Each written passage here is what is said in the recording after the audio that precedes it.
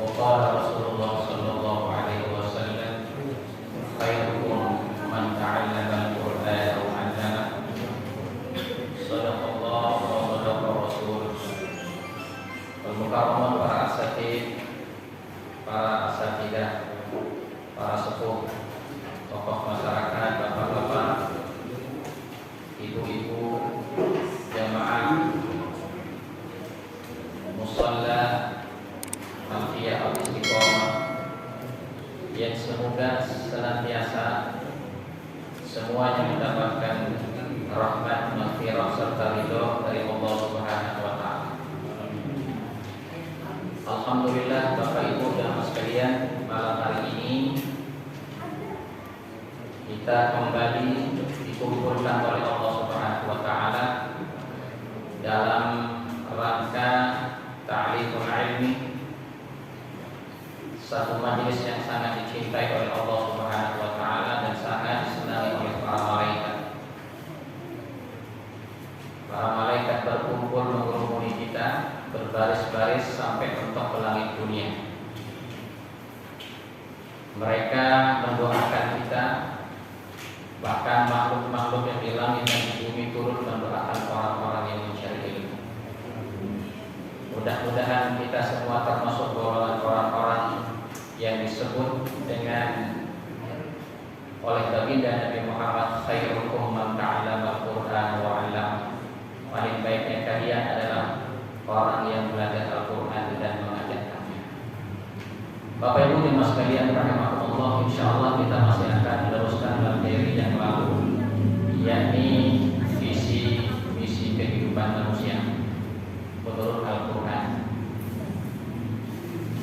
Oleh karenanya mari kita luruskan niat kita, nawaitu ma nawa Rasulullah sallallahu alaihi wasallam, dan niatkan taklim kita ini sebagaimana taklim yang dibuat oleh baginda Nabi Muhammad sallallahu alaihi wasallam. Nawaitu ma nawa salafus salih, dan niatkan taklim kita ini sebagaimana taklim yang dibuat oleh para ulama-ulama saleh terdahulu. Qul innal fadla bi yadillahi yu'tihi man yasha' wallahu wasi'un alim. Yahtassu bi rahmatihi man yasha' wallahu dzul fadlil 'azim. Bapak Ibu dan Mas sekalian rahimakumullah, Allah Subhanahu wa taala menciptakan manusia sejak dari alam arwah, kemudian diturunkan ke bumi, kemudian Allah menurunkan Al-Qur'anul Karim sebagai pedoman hidupnya.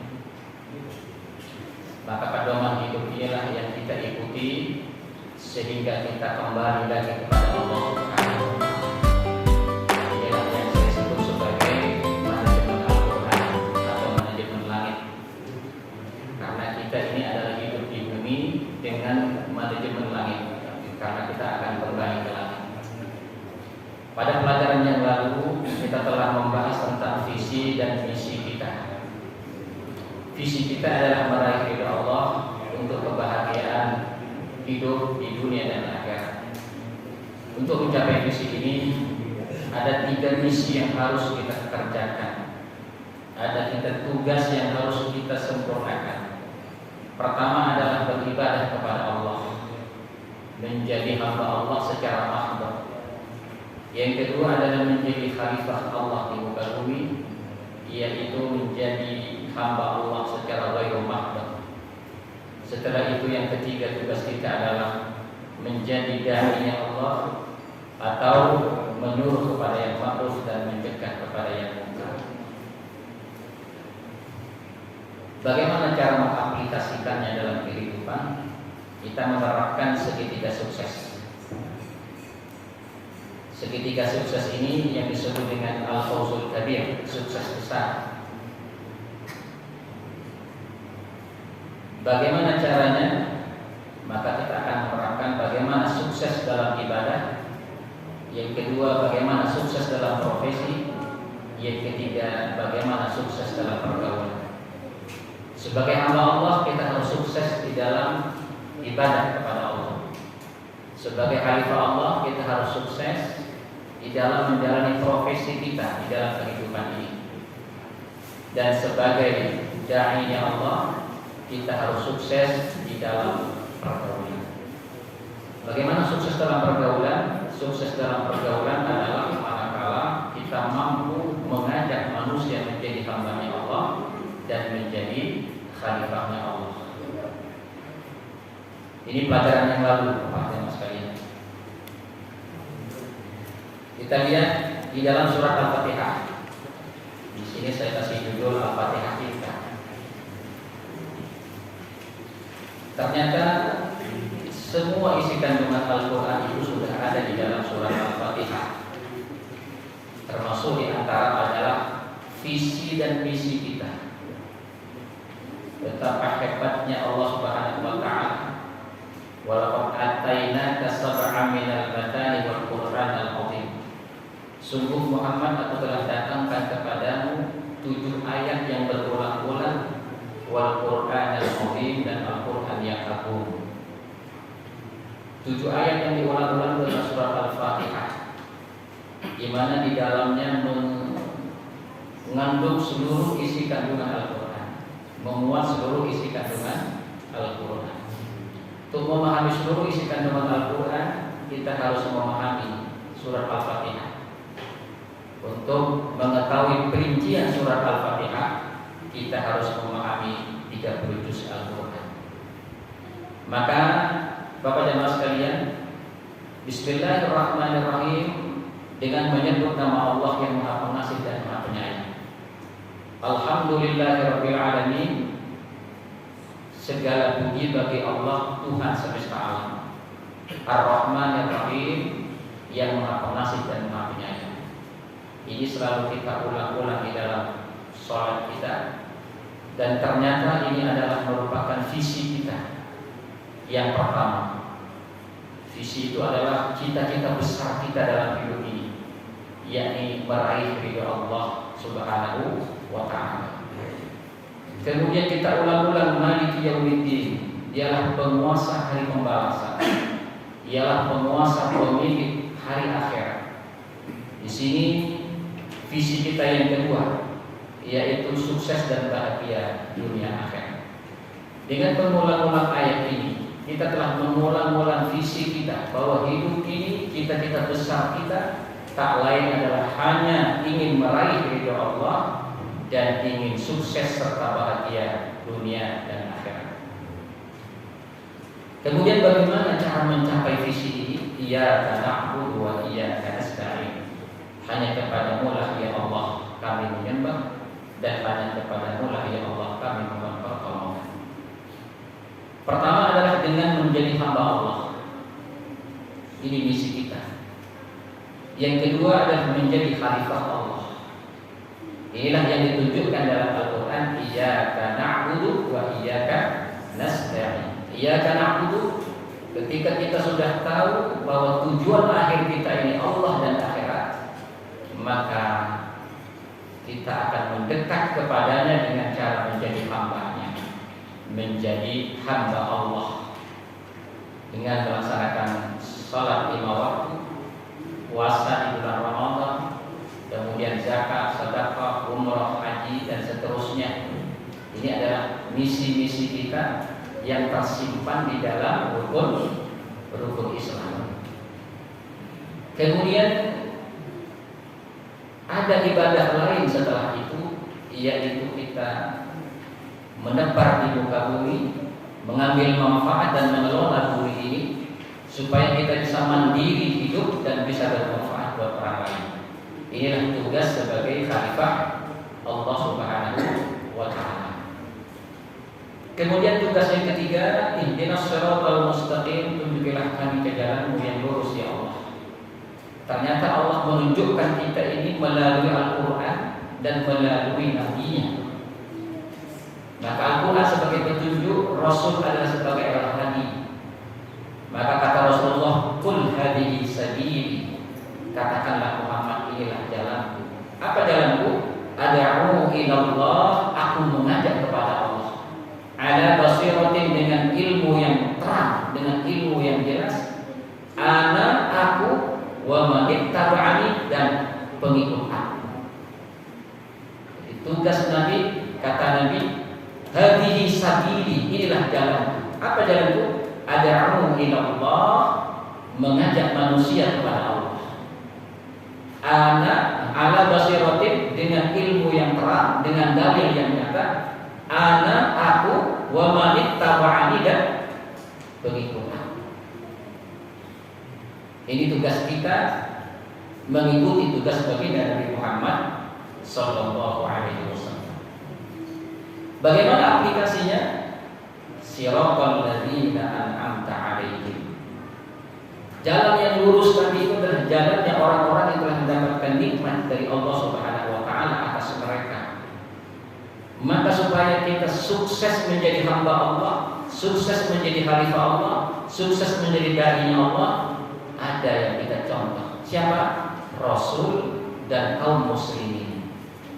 Rasul di situ sunnah, kaum muslimin di kalangan para sahabat terutama itu al-jamaah. Inilah disebut dengan manhaj ahlus sunnah wal jamaah.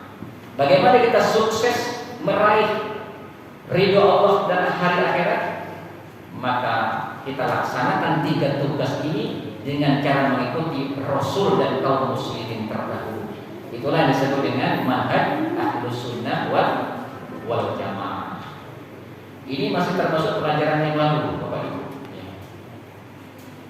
Saya hanya ingin menunjukkan dengan alat bantu ini biar tidak repot-repot berpikir. Karena sesungguhnya ini biasanya saya pakai laptop dan pakai proyektor, tapi karena tidak ada ya saya keluarin saja supaya nanti bisa dibawa pulang. Bapak Ibu yang sekalian rahimakumullah.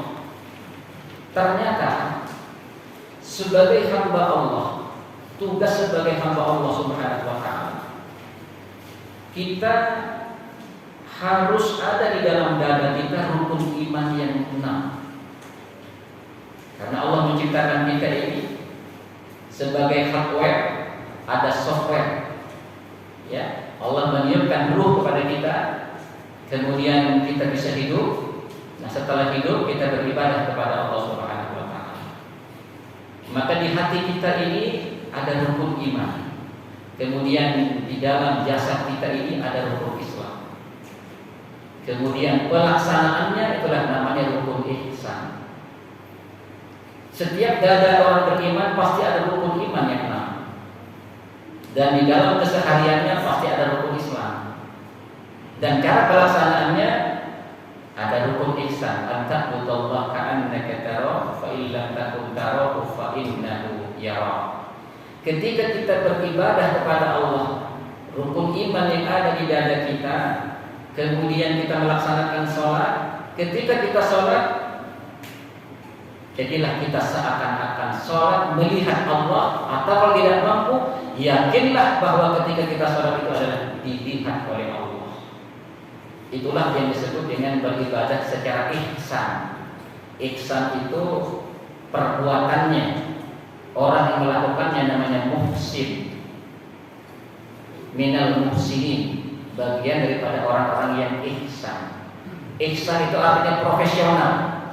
Muhsin itu artinya orang yang profesional. Sebagai hamba Allah beribadah secara profesional artinya apa? Artinya kita beribadah seakan-akan nampak Allah, atau kita yakin selalu dilihat oleh Allah Subhanahu wa taala. Bapak Ibu sekalian, ternyata rukun iman ini pun sudah diulang di dalam surah Al-Fatihah. Ya. Ketika kita mengatakan Bismillahirrahmanirrahim, Alhamdulillahirabbil alamin, Ar-Rahmanirrahim. Di situ ada Allah yang kita sembah sebagai tujuan hidup kita. Maka disitulah ada iman kita kepada Allah. Maliki yaumiddin, ada iman kita kepada akhirat. Rukun iman yang 6 kalau diperas Bapak Ibu itu cuma 2 saja. Iman kepada Allah dan iman kepada hari akhir. Makanya banyak hadis yang mengatakan man kana yu'minu billahi wal yawmil akhir falyukrim dayfahu. Barang siapa yang beriman kepada Allah dan hari akhir, hendaklah ia memuliakan tamunya. Jadi cuma disebut 2 saja, man kana yu'minu billahi wal yawmil akhir. Banyak hadis-hadis yang lain yang menyebutkan seperti itu. Kenapa? Karena sisanya itu sudah terkait dengan sifat-sifat Allah. Bagaimana kemudian Allah punya Rasul di langit, yakni para malaikat. Dia adalah Rasul Allah di langit. petugas-petugas Allah di langit. Kemudian Allah menurunkan Rasulnya di bumi, ialah para nabi dan para rasul. Kemudian menurunkan Al-Quran sebagai kalamnya, kalamullah. Ya, kemudian ada qada dan qadar. Qada dan qadar itu adalah ilmu dan ketetapan Allah. Ilmu dan ketetapan Allah. Qada itu baru berupa ilmu. Ilmunya Allah sudah ditetapkan oleh Allah. Begitu sudah berlaku, itu namanya takdir, qadar. Jadi kita ini sudah ada di dalam pengetahuan Allah. Nanti kita akan berakhir seperti apa, kita nanti akan masuk surga atau neraka, sudah ada dalam qadanya Allah, ilmunya Allah. Setelah terjadi, itu namanya qadar. Maka cukup dengan beriman kepada Allah dan hari akhir, itu sudah tersimpan rukun iman yang 6. Maka rukun iman yang 6 ini telah terselip di dalam 4 ayat surat Fatihah ini. Bismillahirrahmanirrahim. Alhamdulillahirabbil alamin. Arrahmanirrahim. Maliki yaumiddin. Kemudian pelaksanaannya ada rukun Islam yang 5. Di situ ada pada iyyaka na'budu wa iyyaka nasta'in. Dengan apa kita menyembah? Pertama dengan sholat. Kapan kita sholat? Setelah syahadat. Walaupun rukun iman yang 6 sudah ada di dada kita, tapi belum terucap dengan syahadat, belum Islam kita. Karena rukun Islam itu pertama adalah syahadat. Banyak non muslim bercerita ketika jadi Allah, dulu saya sudah mengimani rukun iman itu, tapi saya masih malu berbaca syahadat. Kenapa? Karena konsekuensinya nanti harus mengerjakan rutinitas yang begitu ruwet orang Islam itu. Jadi walaupun sudah beriman dengan rukun iman yang 6 ini, belum bersyahadat, belum Islam, belum boleh sholat. Maka Islam itu, rukun iman yang 6 itu kemudian diucapkan di mulut kita. Asyhadu an la ilaha illallah wa asyhadu anna Muhammadan Rasulullah. Baru kita sholat, puasa, zakat, haji dalam perbuatan kita.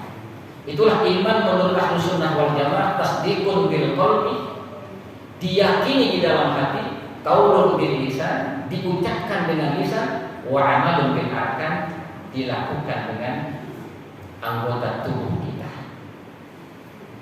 Maka rukun iman ada di dada kita, rukun Islam ada di jasad kita. Bagaimana cara pelaksanaannya yang baik? Harus ada rukun ihsan. Siapa yang telah melakukan ihsan dalam beribadah? Mereka adalah Rasul dan para sahabatnya. Maka kata Nabi, "Shollu kama ra'aitumuni usolli." Salatlah kalian sebagaimana kau lihat aku salat. Ternyata di situ bukan hanya gerak-gerik salat, bukan syarat rukun salat. Kita juga bagaimana melihat kekhusyuan Nabi salat, bagaimana Nabi ihsan di dalam salat. Maka penerapannya salat dengan cara ihsan telah diterapkan oleh baginda Nabi dan para sahabatnya. Maka di sini rukun ihsan, menyembah Allah seakan melihat atau dilihatnya, itu ada pada siratal ladzina an'amta 'alaihim. Kenapa? Karena mereka lah yang telah menjadi bukti dan telah menjadi contoh nyata di dalam beribadah kepada Allah secara ihsan. Paham Bapak Ibu? Apa terlalu dekat mic-nya? Sampai di luar, sampai di dalam tak kedengeran, biasanya begitu repot, terlalu tegang. Sampai ya. Bapak jamaah sekalian, rahimakumullah, lagi-lagi amalan kita itu telah tersimpul dalam surat Al-Fatihah. Kemudian di sini saya kasih judul Al-Fatihah Cinta. Ini bagus juga dibikin buku judulnya Al-Fatihah Cinta. Jadi cinta pertama. Bagaimana Al-Fatihah Cinta ini? Ternyata 4 ayat atau 3 ayat pertama itu adalah menunjukkan cinta kita kepada Allah, atau tauhid cinta. Hanya Allah yang kita cintai. Kalau kita mencintai selain Allah, itu karena kita mencintai Allah Subhanahu wa ta'ala. Orang yang cinta kepada Allah pasti cinta akhirat. Kenapa? Karena tempat bertemu melihat Allah di akhirat. Orang yang cinta itu pasti rindu kepada yang dicintainya, ingin segera bertemu. Man ahabba liqa Allah, ahabba Allah liqa'ah. Barang siapa yang mencintai Allah, barang siapa yang ingin bertemu Allah, maka Allah pun ingin bertemu dia. Kapan bertemu Allah? Bapak Ibu, akhirat. Wujuhu yawma idzin nadhirah ila rabbiha nadhirah. Wujuhun, wajah-wajah orang mukmin pada saat itu nadhirah, pakai dot, nadhirah, mukanya berseri-seri. Ila rabbiha nadhirah, dan dia memandang wajah Tuhannya. Yang pertama pakai dot, yang kedua pakai dot. Kalau dot itu berseri-seri, kalau dot itu memandang. Wujuhu yawma idzin nadhirah, wajah-wajah orang mukmin pada kala itu berseri-seri, ceria, penuh tawaria. Ila rabbiha nadhirah, karena mereka telah memandang wajah Tuhannya. Ada orang yang memandang wajah Allah nanti di surga, ada yang 1000 tahun sekali, ada yang 100 tahun sekali, ada yang setahun sekali, ada yang sebulan sekali, ada yang seminggu sekali, ada yang 1 jam sekali, ada yang setiap menit, ada yang setiap detik, tergantung kepada amalannya di dunia. Kalau kata Imam Al-Ghazali, kalau kita tidak merawat cinta kita kepada Allah di dunia, maka begitu nyampe di surga kita nggak ada rasanya. Kenapa? Karena datang ke surga tidak membawa rindu. Kalau kita sudah mengenal Allah, berarti mencintainya. Kalau tidak kenal, maka tidak sayang. Ketika kita sudah mengenal Allah, berarti kita mencintainya. Kalau sudah mencintainya, pasti rindu bertemu dengannya. Kalau kita rindu bertemu dengannya ketika kita masuk surga, maka kita akan penuh kebahagiaan itu. Kenapa? Kita datang membawa rindu. Ada seorang kekasih datang ngapel ke kekasihnya. Sampai di jalan ketemu dengan temannya, ayo ikut saya. Diajaklah dia malam mingguan. Nyampe di sana ketok pintu, begitu dibuka kelihatan wajah kekasihnya. Dia bawa temannya. Rasanya sama apa beda? Yang satu membawa cinta dan rindu, yang satunya tidak. Gimana jawabannya? Beda apa sama? Beda. Pasti beda. Yang satu ini membawa rindu, yang satu biasa-biasa saja. Kenapa? Karena dia tidak kenal, apalagi saya. Sementara yang satunya dia sudah kenal begitu mendalam, dan saya lama gak ketemu. Begitu ketemu, betapa nikmatnya pertemuan ini. Begitulah cinta kita kepada Allah kita rawat. Supaya apa? Supaya Allah pun rindu bertemu kita, kita pun rindu bertemu Allah. Inilah yang disebut dengan cinta antara Khalik dan makhluk. Maka Bapak Ibu sekalian, hari-hari kita sebut namanya. Alhamdulillahi Rabbil Alamin, Ar-Rahmanir Rahim. Kita sebut cintanya, kita rasakan cintanya hari-hari. Bagaimana kita tidur dibangunin oleh Allah. Kalau kita tidur yang bangunin siapa? Ini anak-anak.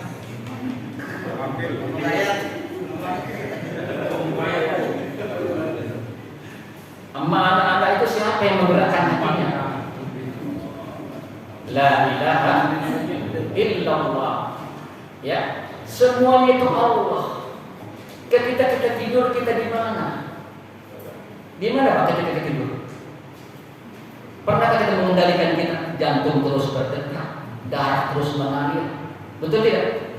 Siapa yang menjaga itu? Allah. Kata Allah, tuh cintaku kepadamu wahai hamba. Itu cintaku kepadamu.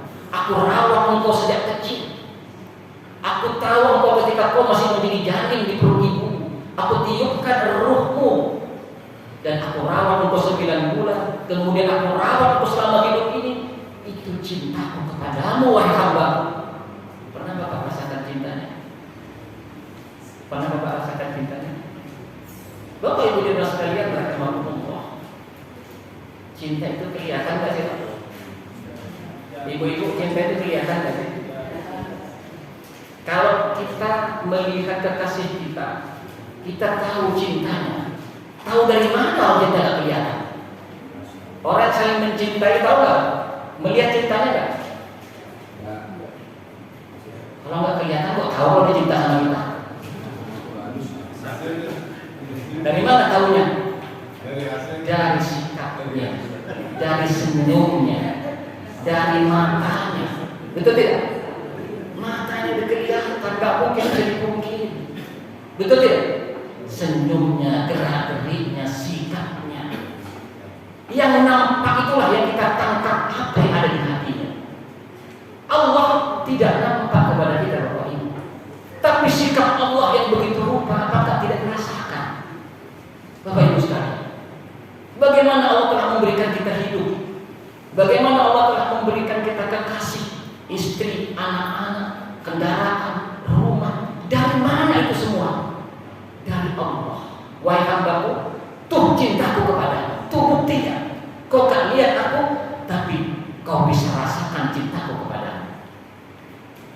Jangan seperti orang yang dikasih cenderamata oleh kekasihnya.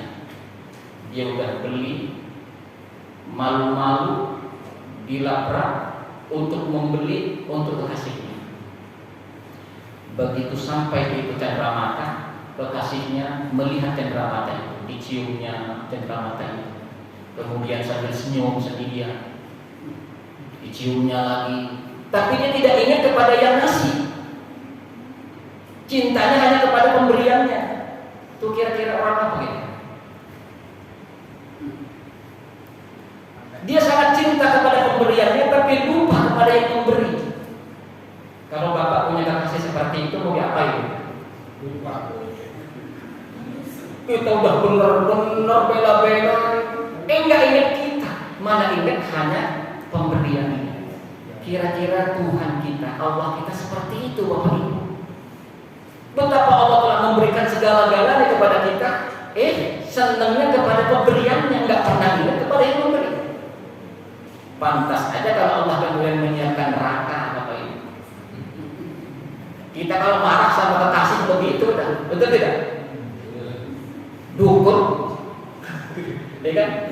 Bisa disantet, macam-macam kalau udah marah orang. Kan banyak ini terjadi pembunuhan karena cinta, karena cemburu, betul tidak? Karena diduakan terjadi pembunuhan. Kenapa? Cinta kalau sudah berubah benci, nekat, betul tidak? Begitu juga Allah, nekat memasukkan ke neraka. Padahal kita hanya sendiri, kenapa? Cintamu tak terbalas kata Allah. Paham Bapak Ibu? Maka Fatihah berulang-ulang kita kunyah, kita renungkan cintanya. Alhamdulillahirabbil alamin, arrahmanirrahim. Bahkan dari awal, Bismillahirrahmanirrahim. Cintanya kita sebut. Betul tidak? Dia Rahman, dia Rahim. Rahman mengasihi semua yang serba fisik kepada kita. Nikmat dohir semuanya karena rahmannya Allah. Allah ngasih kita hidup, Allah ngasih kita anak istri, Allah ngasih kita rumah, ngasih kita kendaraan. Semua yang fisik itu adalah rahmannya Allah. Orang kafir pun dapat rahmannya Allah. Dikasih rumah, dikasih hidup, dikasih keluarga. Orang-orang kafir pun dapat rahmannya Allah. Tapi kita bukan hanya rahmannya, tapi juga rahimnya. Nikmat-nikmat dohir berupa iman, Islam. Nikmat-nikmat batin maksudnya ya. Iman, Islam, istiqomah dalam beribadah. Orang kafir nggak dikasih seperti itu Bapak Ibu. Sementara kita dikasih oleh Allah. Nikmat dohir dikasih, nikmat batin dikasih. Mau nikmat dohir dikasih seperti orang kafir, dikasih hidup 1000 tahun. Harta dikasih penuh dunia, tapi iman tidak dikasih, Islam tidak dikasih. Mau Bapak Ibu? Mau Pak? Dikasih hidup 1000 tahun, dikasih harta sepenuh bumi dan langit, tapi tidak dikasih iman dan Islam. Mau Pak? Oleh karenanya jangan ngiri sama orang-orang kafir Bapak Ibu. Mereka cuma dapat rahmannya Allah, tapi tidak dapat rahimnya Allah. Sementara kita, Allah berikan kita rahman dan rahimnya. Maka kita sebut-sebut itu Bismillahirrahmanirrahim. Alhamdulillahi rabbil alamin. Arrahmanirrahim. Maliki yaumiddin. Kenapa Rahman Rahim 2 kali? Kata ulama ahli tafsir, Rahman Rahim pertama karena setelah itu Allah mengatakan Alhamdulillahi rabbil alamin. Artinya apa? Kita hidup di dunia ini dengan Rahman Rahimnya Allah. Setelah itu kita akan hidup di akhirat pun dengan Rahman Rahimnya Allah. Setelah Rahman Rahim yang kedua, kita Allah mengatakan Maliki yaumiddin. Artinya apa? Allah menyayangi kita di dunia, Allah menyayangi kita di akhirat. Oleh karenanya, iyyaka na'budu wa iyyaka nasta'in. Kita hanya menyembah kepadanya dan kita hanya mohon pertolongan kepadanya. Oleh karenanya, cinta kepada Allah, maka tentunya kita akan cinta kepada akhirat. Bapak Ibu sekalian, kalau kita cinta Allah dan cinta akhirat, tentunya kita akan cinta beramal ibadah kepada Allah. Bagaimana kita bisa bahagia di akhirat nanti kalau ibadahnya tidak benar? Maka kita akan mencintai ibadah itu karena cintanya kepada Allah. Bapak Ibu cinta duit tidak Pak? Cinta duit ya? Kenapa? Duit bisa dimakan. Duit bisa dimakan atau gimana? Apa dicium-cium gitu duitnya? Kita cinta duit itu bukan karena duitnya, tapi karena apa yang bisa dibeli dengan duit itu. Betul tidak? Kita cinta ibadah ini karena kita akan dekat dengan Allah dan akan bertemu dengan Allah nanti di akhirat. Itulah cinta kita kepada ibadah. Jadi cinta kita pada ibadah itu karena itu cara dekat kita Allah di dunia kepada Allah dan cara bertemu dengan Allah nanti di akhirat. Jadi cinta ini cuma cinta kepada Allah semata sebenarnya. Kalau kita cinta akhirat karena ada pertemuan dengan Allah di situ. Kalau kita cinta ibadah karena dengan cinta ibadah ini karena sebenarnya kita akan menghadap kepada Allah pada waktu ibadah di dunia dan di akhirat akan benar-benar bertemu dengan Allah Subhanahu wa taala. Kemudian ihdinas siratal mustaqim, cinta Islam. Apa itu cinta Islam? Berjuang atas nama Islam. Allah inginkan kita ini intansirullah yansurkum. Jika kau tolong agama Allah, maka Allah akan menolong kalian. Maka ihdinas siratal mustaqim ini menunjukkan cinta kepada Islam. Apa itu siratal mustaqim? Al-Islam. Kenapa kita cinta Islam? Karena Islam itulah yang akan membawa kita kepada Allah dan surganya. Jadi semuanya serba cinta Allah. Lalu kemudian cinta Rasul dan kaum muslimin. Kenapa cinta Rasul muslimin? Karena dialah yang mengajari tentang cinta kepada kita. Ya, al-muslimin yang pertama para sahabat, mereka yang telah mengajarkan bagaimana cinta yang sebenarnya kepada Allah. Maka kita ada di belakang mereka. As-sabiqun al-awwaluna minal muhajirin wal ansar walladzina tabauhum bi ihsan radhiyallahu anhum. Jamaah sekalian rahimakumullah. Inilah yang disebut dengan Al-Fatihah cinta. Bapak jamaah sekalian rahimakumullah. Bisa berapa menit lagi?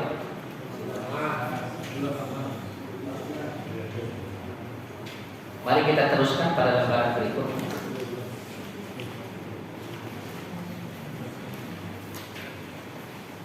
Bagaimana kita memahami Al-Quran secara keseluruhan? Bapak Ibu sekalian, Allah Subhanahu wa taala berfirman, "Wa laqad ataina ka sab'an minal matani wal Qur'anil 'azim."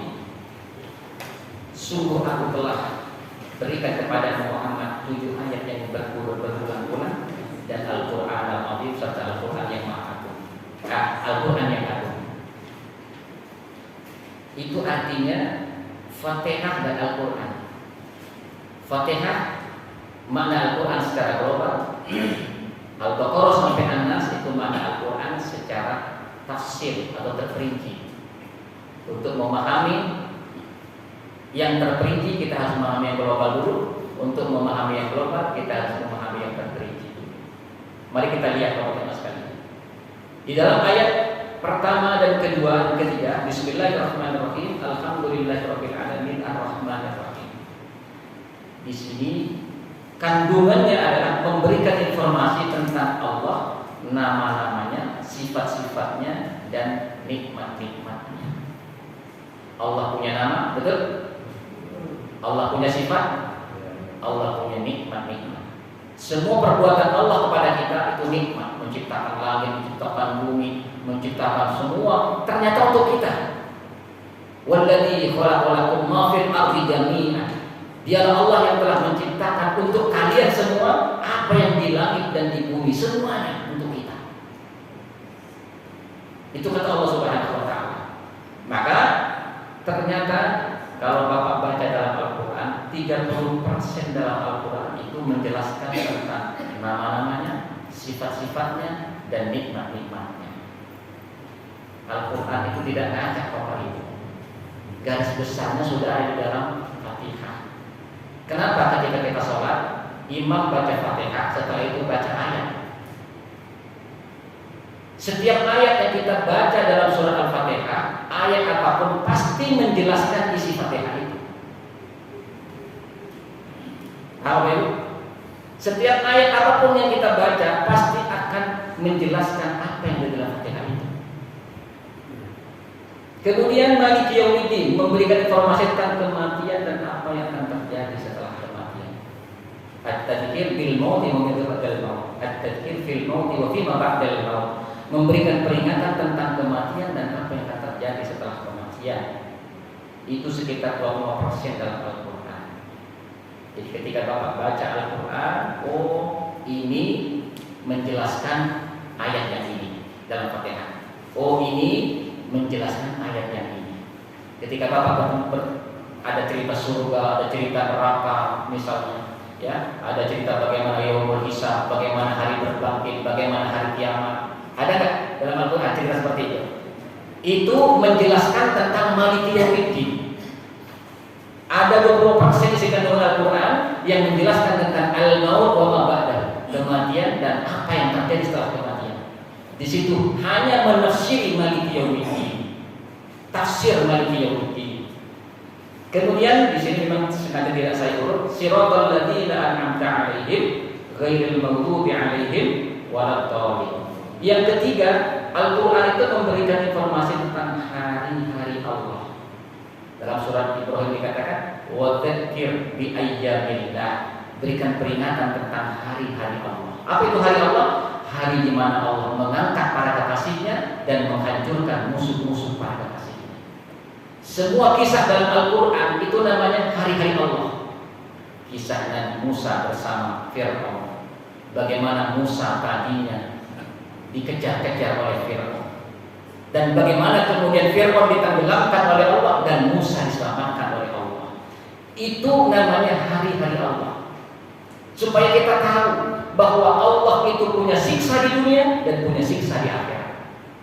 Allah menceritakan siksa akhirat. Ternyata orang yang berdosa, orang yang kafir itu siksanya bukan akhirat saja, di dunia pun sudah ada siksanya. Itu disebut dengan hari-hari Allah. Begitu juga orang beriman, walaupun tadinya dicaci maki, tadinya diledek, dinista, bahkan mungkin dilecehkan, tapi pada akhirnya pasti diangkat oleh Allah. Allah punya hari di mana Allah mengangkat para kekasihnya dan menghancurkan musuh-musuhnya. Itu jelas dalam Al-Qur'an. Oleh karenanya dari situ kita akan hidup lurus, hidup berada di jalan Allah. Kenapa? Karena Allah itu punya hari dan punya akhirat. Di dunia pasti dan pasti orang yang berdosa, orang yang orang yang durhaka kepada Allah pasti dihancurkan oleh Allah. Di akhirat apalagi. Maka itu ada di dalam siratal ladzina an'amta 'alaihim, orang-orang yang mendapatkan nikmat.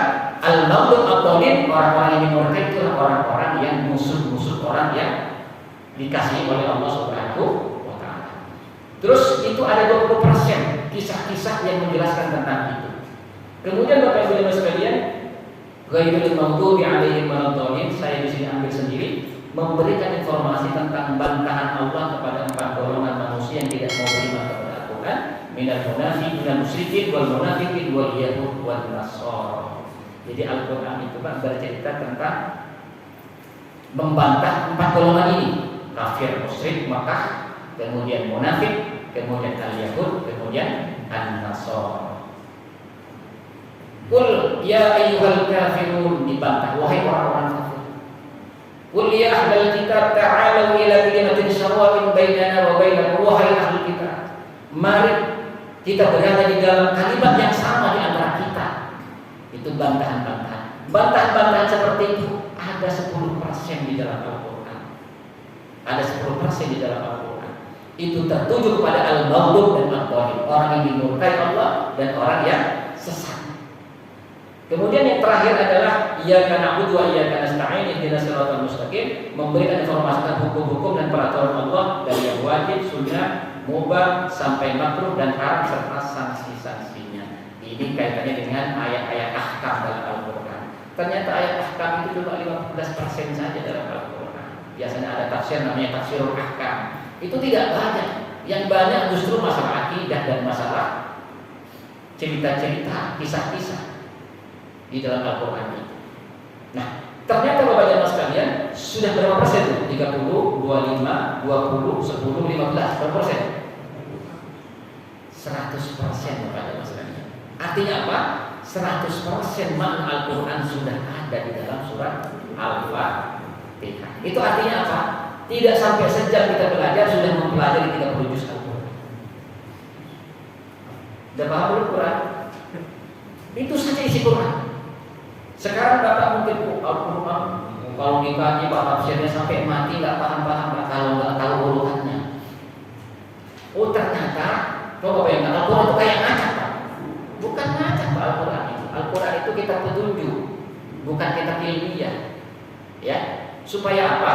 Supaya setiap lembar Al-Quran itu diulang lagi yang 5 perkara ini. Pasti di situ ada lafaz Allah. Coba setiap Al-Quran Bapak baca lembarannya, pasti ada Asmaul Husna di situ. Betul tidak? Ada Al-Quran Asmaul Husna yang digaris yang dicat merah itu. Pasti ada merah di situ. Kenapa? Supaya begitu baca Quran ketemu dengan Allah lagi, ketemu dengan Allah lagi. Setelah itu ketemu dengan akhirat lagi. Ketemu dengan cerita Fir'aun lagi, ketemu dengan cerita. Diulang-ulang itu supaya masuk ke dalam hati Bapak Ibu. Coba kalau secara ilmiah, bab tentang tauhid di depan, bab tentang fikih di belakangnya. Ya sudah melupakan kalau begitu. Itu namanya kitab ilmiah, bukan kitab petunjuk. Jadi semacam afirmasi. Akan tetapi di dalam sholat itu diulang-ulang. Ya, kesimpulan di alhamdulillahirabbil alamin arrahmanir rahim. Diulang lagi supaya apa? Terjadi afirmasi. Terjadi pengulangan sehingga Allah besar di dada kita, akhirat besar di dada kita, ketakutan kita untuk disiksa di dunia dan di akhirat besar di dada kita, sehingga kita selalu berada di jalan yang lurus. Pak, Bapak Ibu, kalau Bapak tidak memahami ilmu ini, akan sulit memahami Al-Quran. Seakan-akan Al-Quran, coba kita baca tafsir sampai tebal-tebal seperti itu. Bagaimana kalau tidak tahu rumusannya? Bikin rumah saja pertama fondasi, setelah itu bikin tiang-tiang, betul tidak? Baru setelah itu tinggal temboknya.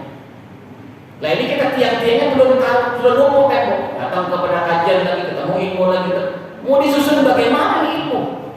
Semakin banyak kita mau kaji, semakin stres. Kenapa? Nggak bisa disusun. Ternyata Al-Quran walaupun ngacak itu gampang, tinggal disebutkan. Oh ini masukkan ke ini, oh ini masukkan ke sini, oh ini masukkan ke sini. Cuma 5 poin saja di Quran itu yang sudah tercakup di dalam ayat-ayat 7 ayat di dalam Fatihah. Paham Ibu? Nah ternyata rukun iman, rukun Islam, rukun ihsan pun sudah ada di dalam Fatihah itu yang sering kita sebutkan tadi. Nah, di samping itu kemudian ternyata ada inti Al-Quran yang tersurat, ada inti Quran yang tersirat. Yang tersurat yang 5 tadi, yang tersirat ternyata ada at-tauhid dan keimanan, yang terakhir kesucian, kebersihan, ketundukan, kepasrahan, kemerdekaan, kelapangan hati, keadilan dan kasih sayang. Inilah makna inti Al-Quran yang tersirat, Bapak Ibu dan sekalian.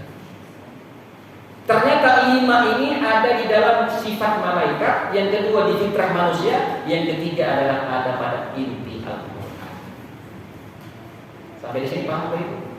Di dalam diri kita ternyata ada fitrah yang dulu ditiupkan oleh Allah, ditalkin oleh Allah pada waktu di alam arwah. Alastu bi rabbikum, bukankah aku ini Tuhan kalian? Ternyata pada waktu itu telah ditalkin tauhid. Betul? Saat itu kita suci karena waktu itu kita nggak kentut, nggak ngapa-ngapain, betul tidak?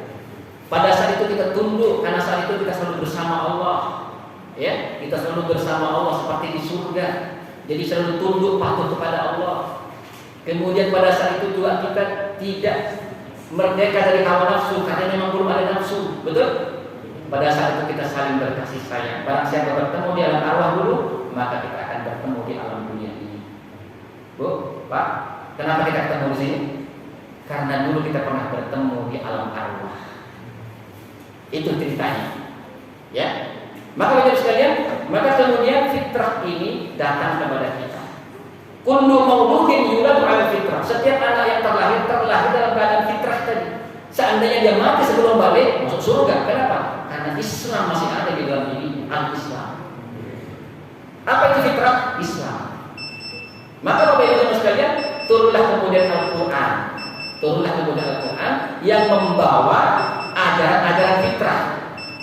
Maka kemudian Allah menurunkan tauhid, ajaran tauhid. Nah, ajaran tauhid inilah yang kemudian merawat fitrah kita yang berupa tauhid tadi, ya kan? Terus yang kedua ada ajaran sholat. Nah, ajaran sholat itu kemudian ada wudu dulu, ada suci dari najis dulu, betul? Itulah merawat kesucian kita, ketundukan kita latih setiap hari. Kayak orang mati, sujud, rukuk, sujud, betul? Itu latihan sholat, betul tidak? Latihan pasrah. Kalau kita latihan silat sampai 5 kali sehari setahun jadi merdeka, betul tidak?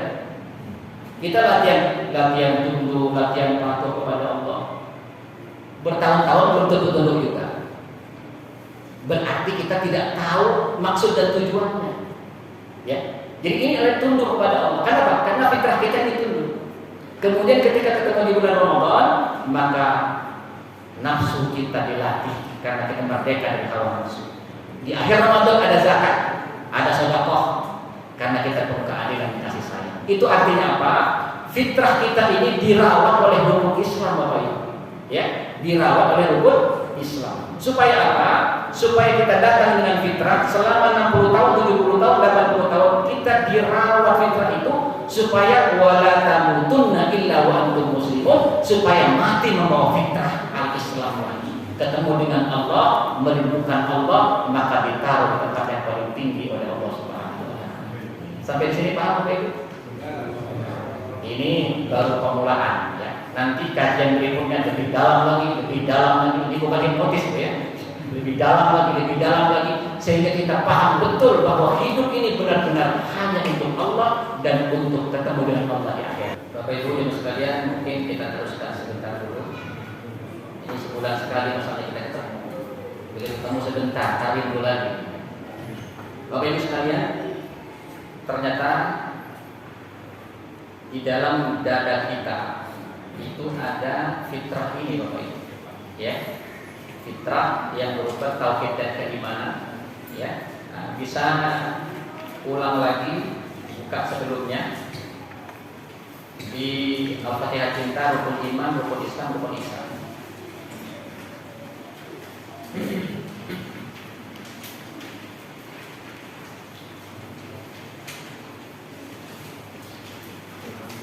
Rukun iman kepada Allah, iman kepada malaikat, kitab, rasul, hari akhir dan qada dan qadar. Kemudian ada syahadat, ya panah di situ. Syahadat ini rukun iman dan syahadat. Inilah kalau kita lakukan dengan ihsan, maka tadi kan cara pelaksananya kan ihsan, ya. Kalau rukun iman dan syahadat ini kita lakukan ihsan, maka akan lahir namanya tauhid dan keimanan, ya. Tauhid dan keimanan yang tersimpan menjadi potensi fitrah kita itu terjaga, tauhid dan keimanan kita. Kemudian sholat, ya. Sholat ini ada dua dalam pemeliharaan fitrah kita. Pertama adalah kesucian dan kebersihan, karena di situ ada syariat wudu, ya kan? Ada syariat wudu. Kemudian ketundukan dan kepasrahan, itulah sholatnya. Maka di dalam diri kita ini ada tauhid, ada kesucian, ada ketundukan. Itulah fitrah dan itulah dijaga oleh al-Islam, fitrah kita. Kemudian puasa. Puasa ini menumbuhkan kepada kita, mempertajam kepada kita fitrah kemerdekaan dan kelapangan hati. Merdeka ini maksudnya merdeka dari hawa nafsu. Kita tidak lagi tidak diperbudak hawa nafsu, tapi nafsu itu kita jadikan kendaraan. Di badan kita ini adalah kendaraan kita. Ya, ruh kita itulah yang menjadi majikannya. Dan nafsu itu ada di badan kita.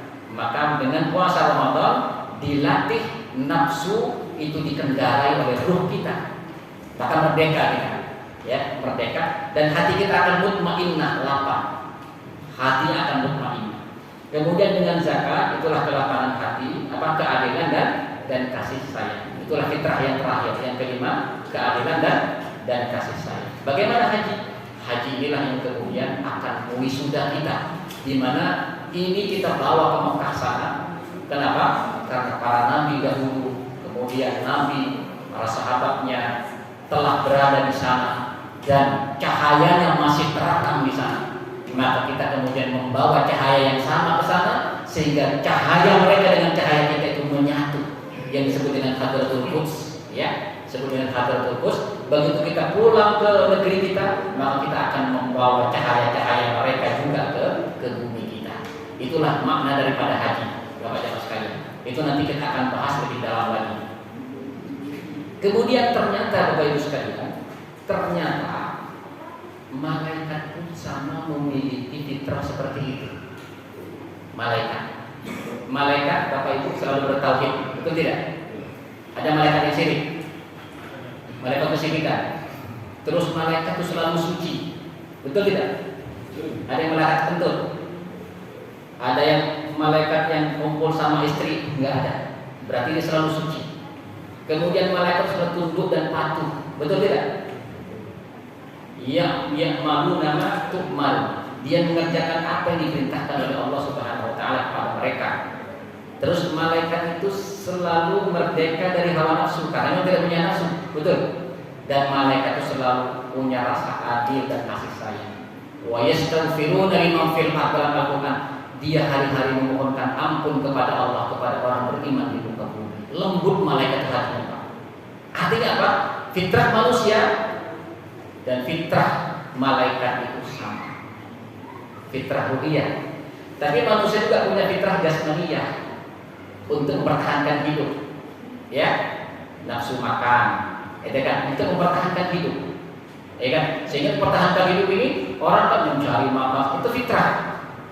Dan juga fitrah mempertahankan keturunan, sehingga ada ketertarikan antara laki-laki dan perempuan. Sebab kalau enggak punya anak kita, itu fitrah jasadiyah. Nah, kadang fitrah jasadiyah ini mengangkangi fitrah ruhiyah, gitu, ya. Kata fitrah ruhiyah kita ini nggak boleh jadi kotor nih, ini jadi najis karena ini zina, ditabrak, kan begitu kan? Nah, kotor kan, zina kan kotor, gitu kan? Ditabrak. Nah, oleh karenanya di situ ada puasa yang mengajarkan ini supaya kita menjadi bersih. Artinya apa? Di dalam diri kita ada fitrah yang lima itu, di dalam diri malaikat juga ada fitrah yang lima itu. Siapa yang membawa ajaran ini? Al-Quran. Maka kembali lagi ke belakang tadi, ya, kembali lagi ke belakang. Lihat sifat yang lima itu ternyata adalah sifat malaikat dan lima fitrah manusia, dan itu adalah inti pokok Al-Quran yang tersirat. Bapak Ibu sekalian, inilah nanti kita akan bahas menjadi frekuensi, Bapak Ibu sekalian. Fa'alhamaha fujuraha wa taqwaha. Di dada kita ini ada ilham kebaikan, ada ilham keburukan. Bapak Ibu suka muncul bisikan buruk nggak? Sudah ada bisikan buruk nggak? Ada. Bisikan baik juga ada. Kenapa? Karena di sini ada dua channel. Fa'alhamaha fujuraha wa taqwaha. Wa nafsin wa ma sawwaha, demi penciptaan jiwa dan kesempurnaan penciptaannya. Fa'alhamaha fujuraha wa taqwaha. Allah ilhamkan kejahatannya dan kebaikannya. Dari mana itu? Ternyata Allah punya dua channel, Bapak Ibu. Channel malaikat dan channel iblis. Ya, channel malaikat dan channel iblis. Channel malaikat diwakili malaikat Jibril yang memberikan ilham kebaikan. Iblis, ya iblis. Betul tidak? Nah, Al-Quran turun ini Bapak Ibu sekalian supaya fitrah kita ini terjaga sehingga terus sama dengan fitrah malaikat, supaya frekuensinya sama. gelombangnya sama. Bapak punya TV, ada 5 channel, ada RCTI, ada TV One, ada teman-temannya. Ketika TV One dinyalain, kira-kira RCTI keluar nggak di layarnya? Kenapa? Kenapa? Karena tidak satu frekuensi. Di sini ada 2 channel Bapak Ibu sekalian. Sementara di cerebral di sini ada malaikat, ada iblis yang akan masuk ke kita. Kalau kita terprogram dengan channel malaikat melalui Al-Quran ini, sholat, puasa, zakat, haji, seperti itu, maka kemudian akan terjaga fitrah ini sehingga frekuensinya sama dengan malaikat. Betul?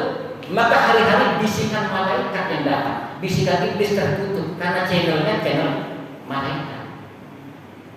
Kok kadang-kadang sering noise seperti radio, suaranya kita coba, masih ada suara yang lain masuk.